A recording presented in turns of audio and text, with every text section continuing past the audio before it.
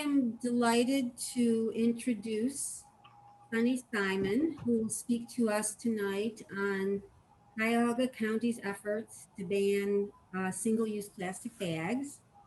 Sunny Simon has served on the Cuyahoga County Council since 2011.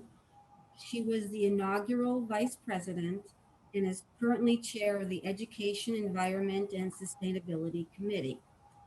During her time in office, Ms. Simon has worked to make our new county government accessible and transparent and to restore the public trust.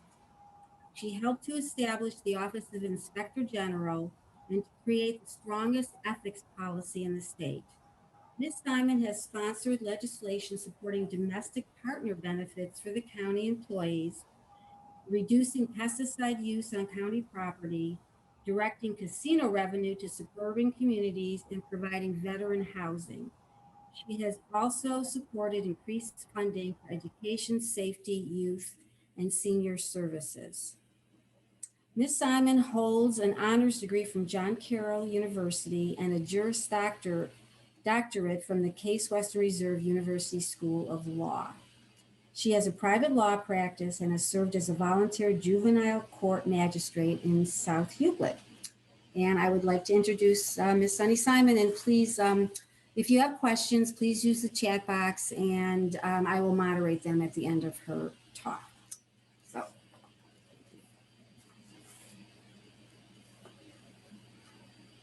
Can you hear me? Yes. Great. Thank you, everybody. First want to thank you for inviting me to speak tonight about single-use plastic. It's something that I care deeply about, and every opportunity I have to talk about it, I want to be there. So I started to research plastic pollution over a decade ago, and it was part of my interest in the environment, climate change. It's been a lifelong interest to do everything in my power to combat what I was seeing as a degradation and mass use of the planet. But what I started seeing over 10 years ago, was the great Pacific garbage patch in the ocean. And most of you know what this is, but it's a vortex of debris, plastic swirling debris that at the time they thought maybe the size of smaller than Texas, France. But since then, the gyre has grown, the Pacific garbage patch has grown now, they believe in 10 years to the size of the continent of Australia and or Russia. So it's growing leaps and bounds. And if we stay on the trajectory we're on now with plastic use, we're going to have more plastic in the oceans than fish. That's not too far off. It's exponential increase in plastic. And plastic's a convenient item. It's a convenient material. Post 1950, everybody jumped on board of this disposable TV dinner type material that we could use and throw away. It created a throwaway society. It started single-use habits, and even back then, people were using canvas bags and paper bags, but everybody got attached eventually to these plastic bags, which they originally resisted. So the problem with plastic is that it's not biodegradable. It takes up to 1,000, hundreds of years, up to 1,000 perhaps, to decompose. So it's either in our water or our landfill. And the problem in the water is when plastic meets water, it reduces to microplastics, which become just toxic balls that become part of our food chain. And the plastic of itself is harmful. It has contaminants. It's made out of petroleum. It has colorants because we want colored bags. And so it's bad enough to have that, but when the plastic reduces to microplastic in the water, it attracts and becomes a lifeline for other PCBs and other toxins that leap onto the plastic, microplastics that end up being part of our food chain. The fish begin to eat it, they think it's their food, and on it goes up the chain. And I talk a lot about the water, but at the same time, when plastic hits our landfills, which are, taking virgin soil away from our, sister creatures and clean water, clean air, but it stays there for 1,000 years and starts to leach toxins into the soil, which again contaminates our food source. There's really a overall pretty damaging result of the continuation of plastic. So, when I got on the county council, if you can back up, I'm not at, can you back up? So just here's a picture. I mean, this is, go ahead, you can show the first one. We're drowning in plastic. I mean, this is, we don't see it so much here because it's hidden, but it's, all over the world where, we export it, it's in other countries that are not as fortunate at least to hide it, but nobody escapes the toxins from it. But, so when I got on the county council, I wanted to do something about this because Lake Erie is in our backyard. It's, the Great Lakes are the largest source of clean water, fresh water on the planet. And I found out that Lake Erie is the second most plastic polluted lake in the Great Lakes, and it's right here. And it was my belief that being elected official, it's our job to do what we can to solve social problems, and in this case, an environmental justice issue, a climate problem, as well, because if we don't have the clean water and we're using petroleum-based resources to manufacture plastic, it's just exponentially making climate change worse, because we know that as things heat up, people are gonna be fighting over water with the droughts. And here we are with a fresh source of water that's becoming completely polluted. So I looked at what to do, and one of my first initiatives with this was in 2012, and I started looking at bag fees or bag bans, and so that was back in 2012, and I pretty much was shut down at the time by people who were just extremely hostile toward the notion of giving up a plastic bag and any kind of government interference, and not a lot of awareness about what the problems are with this plastic pollution. So when I floated that concept, I had a retreat just because it seemed impossible to even have my colleagues or the constituents be open to it. So take a look. We can move forward a little bit on the. So our wildlife is just dying from eating plastic. They think it's food, and it fills up their stomach, and they end up just dying from starvation. And it's whales, it's dolphins, it's sea turtles, it's all of the wildlife, and it ends up in these developing countries. But what's important is, in the United States, for so long, we could just not look at the plastic pollution because we would stick it in the recycling bin, or supposedly it was being recycled in China for so long. It would be, so when your recycling bin on your street, you put your bottles in it, you put your, plastic in there, it would eventually wind up in China, because China was the largest recipient of our garbage, particularly plastic, because they got money doing it, and certainly we're not recycling it. When you look at the Yangtze River, you see photos of just electronics and plastic and garbage in China. So it was easy to ship it away. And our domestic recycling manufacturing companies, there's not a lot. So most of this was going abroad, and I think Malaysia was second. And so in 2018, China instituted their Chinese national sword, which said, China refuses to take the world's plastic or anymore. So literally January of 2018, China shut its doors to plastic, and all the barges on their way to China had to be turned away, just with tons of this plastic waste without any place to go. So it ends up in the places that can't really stand up, and the people in the communities that don't have the ability to say no. So, this is what's happening when China shut it down. Everybody thinks it's okay to keep using water bottles or these plastic bags, and that somehow they're going to get recycled in some magical place. Well, they're not. And especially now that China's closed its doors, there's nowhere even to export it. So go ahead.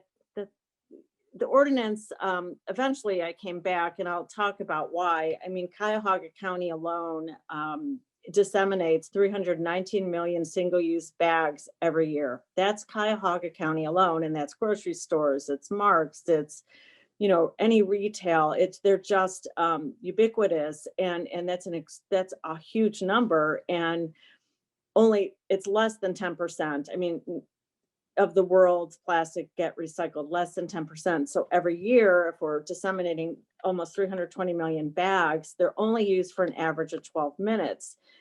There's no product that we should be using for 12 minutes and have it stay in our planet for 1,000 years. It's unacceptable, because we can't sustain this, and it's inexcusable. And most of us, we know that in our drawers that, you don't just get one plastic bag at the store. You probably get, every time you go, you get, if you get a small item, they want to give them out.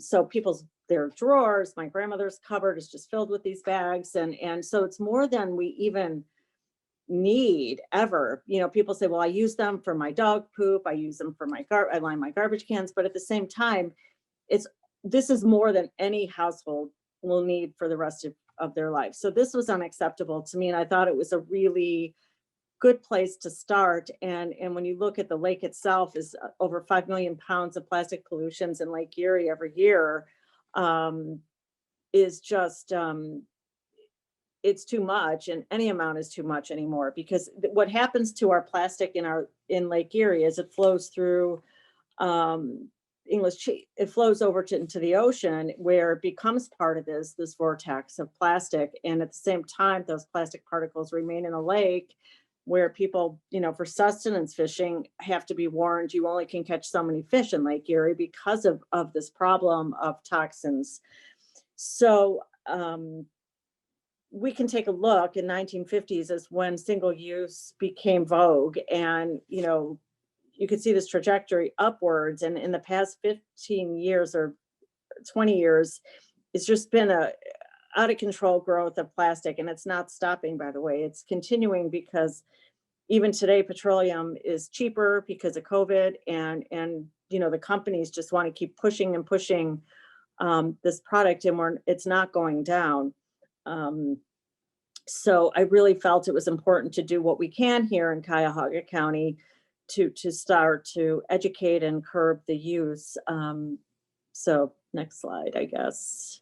Okay, so, we're not the first to do this. In fact, other countries all around the world, cities, communities have done and put in place regulations or bans addressing plastic pollution in the form of these bags. And it started off with coastal cities, California, down in South America on the coast, and South Africa has a fee, and a lot of these other countries, it made sense, the European Union.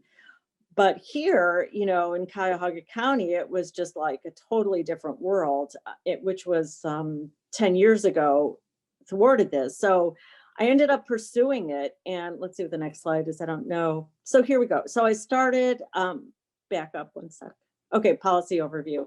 So I started with the first iteration of the legislation was a fee on plastic bags at point of sale. It was a fee that would just inhibit people's consumption of plastic bags. If you want it, you have to pay for it. And it was, I believe, an 8-cent fee. Some of that would go to the retailer, because they had to train employees. They might have to, just work through some issues administratively. So it was fair to include the retails as a partner to get part of the fee, but the majority of the fee would go into an environmental fund, and originally was to combat lead. And then it would go into put young people to work and do some work programs that would fund summer jobs and expand on those jobs. So the youth could get some money, work experience, and be out in the environment. And if it was cleaning up the lake or working on different recycling projects. So I thought it was a win-win to have this fee. And if people want it, they have to buy it. It's not free anyways, because there's a huge cost. But, I can tell you when that was introduced, it was World War III at the county. It invited in lobbyists of the plastic industry in particular that are part of, petroleum industry, the chemical industry, all came together and hired their top guns to come to Cuyahoga County and stop this fee.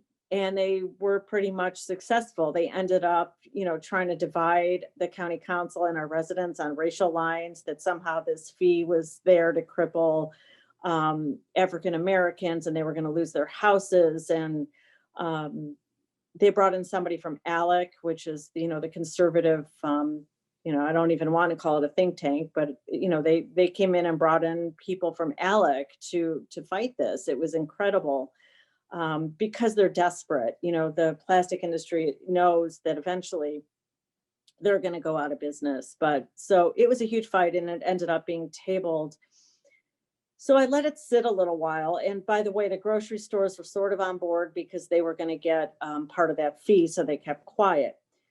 But they weren't very helpful either. They weren't helping. They just watched and let it go. They didn't care, and that includes Heinen's, that, it includes all of them that really were not on board with this because it would cost them more money because paper bags are more expensive. But the goal of this anyways wasn't paper bag. The goal is to bring your own bag and stop the single use habits. So I let that go and came back with an alternative because my colleagues, I could persuade that perhaps, they could support a ban on plastic bags. So in 2019, that's when the bag ban was eventually passed by our county council, which is the countywide ordinance that prohibits the use or giving out bags at point of sale. So when you go to the retail, they're not allowed to bag your groceries or items in plastic bags anymore. So they could use paper bags but the end of the day, it was really, really about of changing our awareness and changing our habits so that people would start to bring reusable bags instead of having this single use mentality. So that was passed in 2019 and was ready to go until, I don't know what's next on here. Okay, so this just gets in the definition. There's some exceptions to it, newspaper bags, obviously, they come in those. And, some items were left out just because of some discussion with retail and curbside and, some of the things that we conceded on just to allow this to happen. And I felt, if that's a place I need to compromise, I will, because really the big villain in this, at least in my mind, was the 320 million bags that are giving out at point of sale. And eventually these bags that are excluded, I think would become less used. So that's just defines that, you don't need a retail establishment's different. And this is a penalty involved with this. So retailers who don't comply, they get a warning. Eventually they'd be fined $100 and each offense goes up to $500 and it would become pretty expensive for them to continue to disseminate these bags. And when I was working on this, I started looking into tobacco and what the similarities between the plastic industry and tobacco industry, and how interesting it was that both, tobacco hired its own scientists and, to come out and say that tobacco wasn't harmful, it wasn't true. And, when they started to regulate tobacco in the 50s and 60s, all these arguments were made about why, tobacco or cigarettes should not be regulated. And again, when you see it's tobacco taxes hurt and discriminate against minorities, which was exactly what was happening in Cuyahoga County and throughout the nation with these lobbyists coming in to give these arguments. And it's the same arguments. It hurts business. We heard it from our retail. We heard it from the Chamber of Commerce. And you know, so it was incredible to me that this was happening again. It's like the same thing with plastic that happened with tobacco.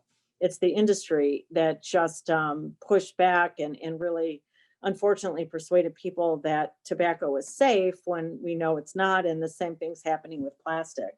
Okay.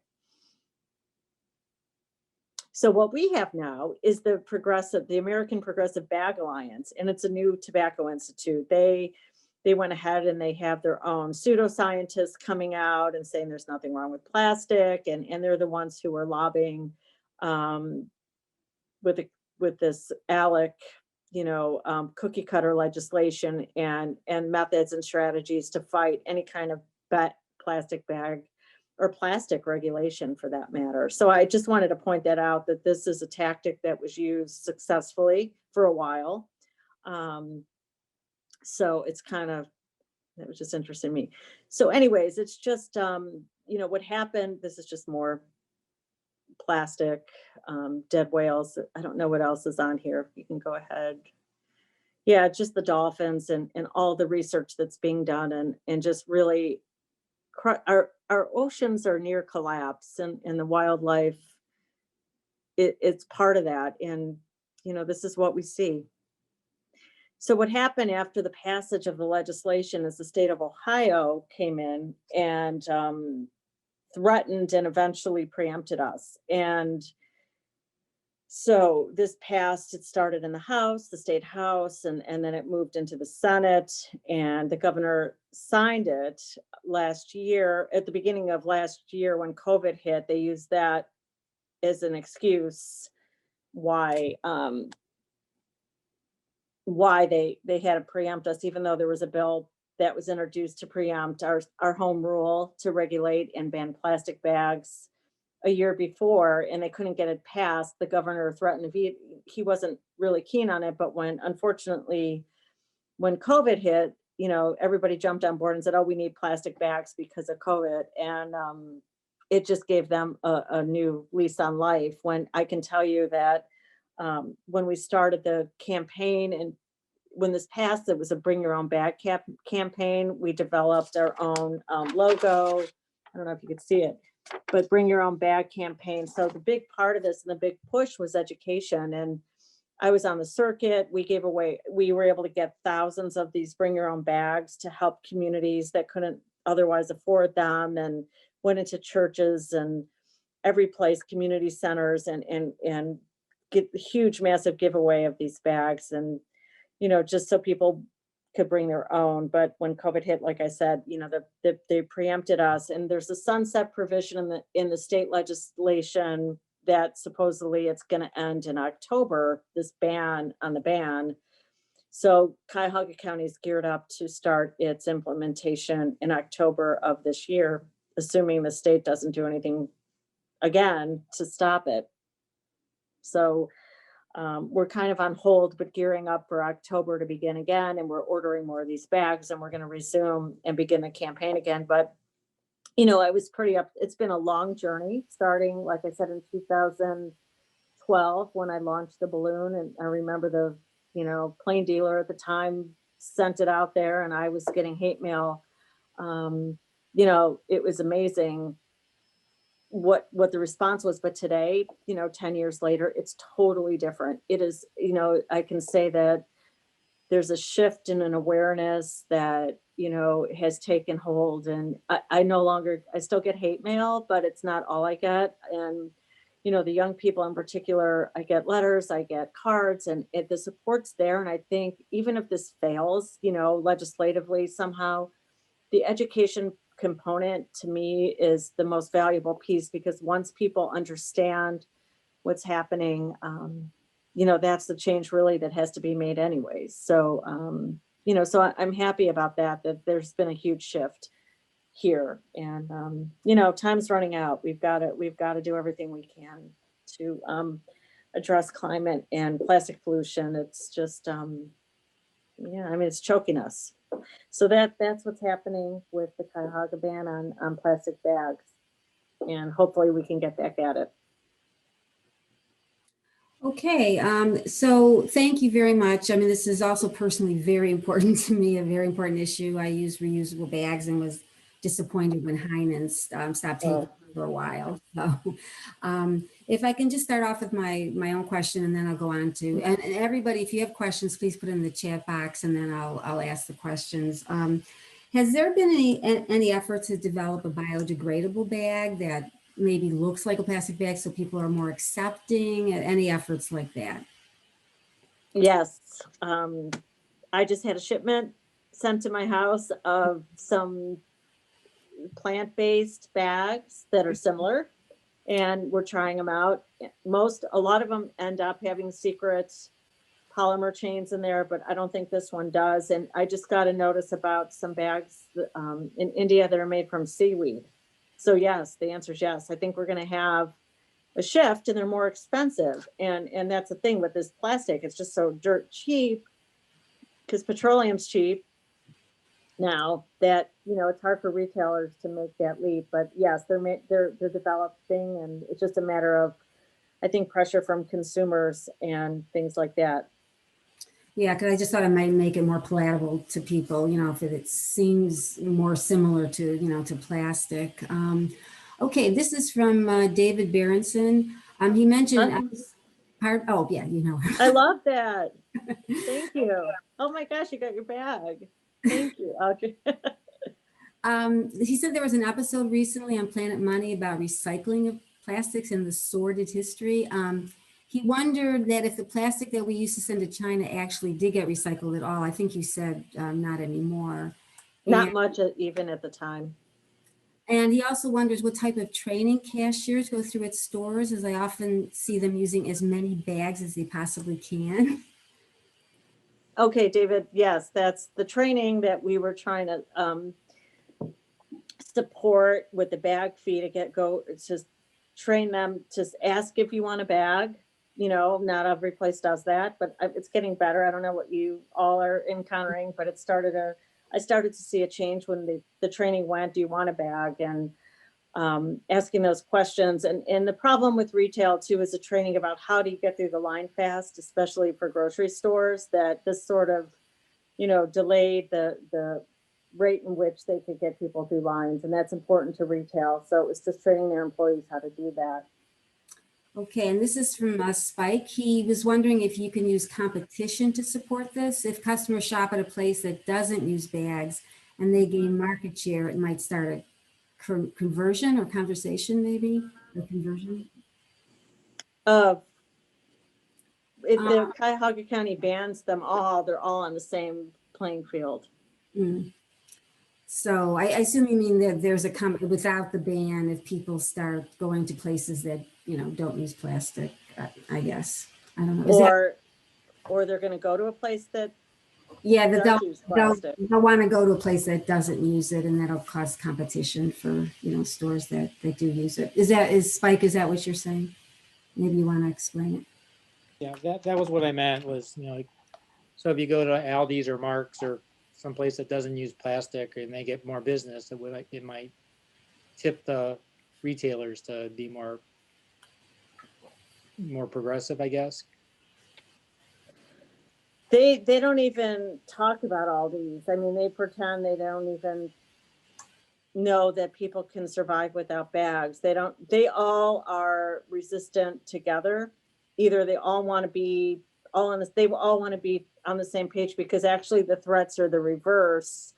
That majority of people are going to go places that go across county line or go someplace else that actually disseminate these plastic bags, and that's what they're afraid of. So, it has to be consistent. There's not enough consumer pressure, I don't think, to put them out front. But I can say Kroger came out on its own to ban plastic, and I can tell you Giant Eagle was right on board with this at the beginning. Like they were amazing. Their sustainability department came in. So that's part of what you're saying, is they know that eventually this is going to be a driving force for consumer behavior and increased business, but some of them still need some assistance with the ban.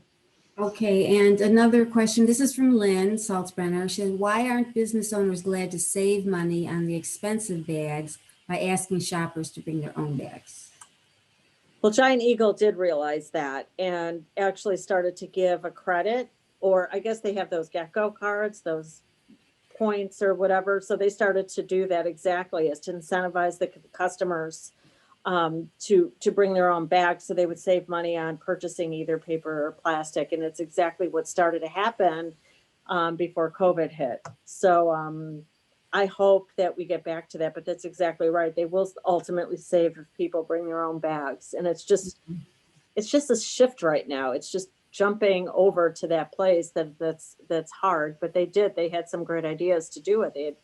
They designed bags, they promoted bags, and they did huge PSAs. It was really great. Kroger and Giant Eagle. And this is from Greg Lustig. What can we do to support you and your efforts? Thank you. Oh, thank you so much. It's just really letting your county council person know. I mean, I've got my colleagues on board, and keep people who are friendly to the environment in these issues in office. I think we're not the majority. So it's really important to have leaders at the State House in particular, as we know, to not, pass these bans and keep people who are leaders in the environment in office. It's really important because, sometimes I've been the minority, but I think that's really important. And to tell your friends and neighbors, or if you want to do some house parties when COVID lifts. And, if we were together, I think in March, we had planned this talk, or February last year, I was going to bring, I usually bring a host of these bags with me, the reusables, and it's fun. And so just any way to support people who are in favor, and shop at places, let your retailers know, I don't want a bag. I hope you get rid of these plastic bags. I don't, voicing that to the retail is really important that they hear it. Yeah. And you could write to them too, which I've done as well. And our suggestions. Okay, this is from Dana Hirschberg. She has a question she would like to ask live. Dana, could you unmute yourself, please? Hi, thank you. My name is Dana, and I love this program, and I'm in Oregon now, but I know a few people here. I think that the problem with like trying to find a replacement for plastic bags, like even made out of corn, trash is still going to go into the landfill, and I found that composting is a really wonderful thing to do, because a lot of our trash is food waste. And if we can put that back into the earth, in our backyards, either by digging a hole and covering it up or getting a composter, we reduce the amount of trash that goes into, to the curbside pickup. So I just feel like that's really like a really soul nourishing and earth nourishing activity, is to take the leftover foods, put them back into the earth, and reduce the amount of packaging that we buy if we can. I'm wondering if that's also come into your thinking about this issue. Thank you. Thank you so much. It's absolutely part of my thinking. And I, at the end of the day, I want to we need to eliminate single use. And to me, it's just replacing a single use item with another single use item. And there's, takes away from the land to grow the corn, to manufacture these bags, again, just to have single use. And it's really that habit that has to go. And what we use, we should be, or hopefully would just put back into sustainable place, like composting. And even the seaweed bags, I'm not thrilled about, because they have to go into the ocean and pull out the seaweed and take that away from the fish. And so I'm not a huge fan of even these other types of bags. I mean, sometimes we need them, dog waste maybe, but not at the levels that we've been using plastic bags. So I totally agree with you. It's just a different way of thinking, and to eliminate single use and try to just reuse what we have. Thank you. Okay, this is from David Berenson. He just has a comment. I bring my own bags to stores that have claimed to not allow people to bring their own bags, and I just do it anyway. I have tried to do that. They're not always happy about it. I just pack them myself, and so the cashier and baggers don't have to subject themselves to my bags. Okay, and this is from Ron Fishman. Have you heard the reusable wine bags Heinen's uses now actually saves them money compared to cardboard wine carriers? No. What are they using? What kind of wine bags? Ron, can you unmute yourself? Ron? Okay. Ron, are you there? Yeah, I'm here. Sorry. Okay. Okay, no, about 2 years ago, Heineken switched from the cardboard wine carriers to a custom designed one that I believe it's made out of cloth. My brother was working for Heinen's at the time, and we ran that project. And the actual cost of the reusable container was less than, I believe, was less than the cardboard. And if you bought a certain amount of wine, they gave it to you for free. So it's not cardboard, but still single use. And it was something where they did it to save money, but in reality, they're helping the environment at the same time. Yeah, that makes sense. That's great. Okay, there's 3 questions I'm going to combine because it's about reusable bags at Heinen's. They are allowing, I can answer that they are allowing reusable bags again, and someone mentions that you can buy them there. So yeah, they are allowing it again. They started about a month ago or so, something like that. Okay, so this is from Roni and Elliot Berenson. Have you tried to develop means of reusing plastic bags? Maybe have a contest for people to come up with ideas? To reuse them? Yeah. Plastic bags? Yeah. You know, people claim they use them around the house, so they're already kind of reusing them. And there's a recycling, Roni, I think Giant Eagle has, and maybe Heinen's, a place to bring your plastic bags that people can take to recycle. And they do actually have a market for those, which is limited, but people are doing that. And, you know, I don't know what else people are doing. My contest, Roni, has been to go through the drawers at the county office building to see how many plastic bags were in the drawers. And we go through, on average per person in county, in 400 of these bags per year per person. And I was able to just go through drawers at the county office building and be able to come up with 400 in one swoop. You know, and that's the contest we have, is just to start collecting these bags and get them recycled. So yeah, I think at businesses or offices, it's good to clean those out and do something with them. That question was actually from Elliot. From Elliot. The comment was from Elliot. Okay. Also, can you get people to use the bags around the house one way or another? I know they have used them for diapers. Use diaper bags. Use diapers put in the bags. I don't know if that's good or not. So you're asking about reusing the plastic bags that people get at retail? Yeah, we do. I mean, a lot of people, first of all, you never can go through the 400, I don't think, that people accumulate each year.